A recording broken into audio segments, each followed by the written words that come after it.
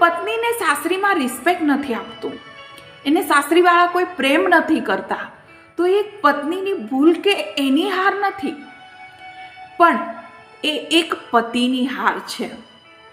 કેમ કે એ એમના સંબંધીઓ અને એમના પરિવારજનો સામે પોતાની પત્નીને સારી રીતે ઇન્ટ્રોડ્યુસ નથી કરી શક્યો, અથવા તો પોતાની ખુદની કોઈ ઇજ્જત નથી, જેના કારણે થઈને એમની પત્નીની કોઈ ઇજ્જત નથી કરતું.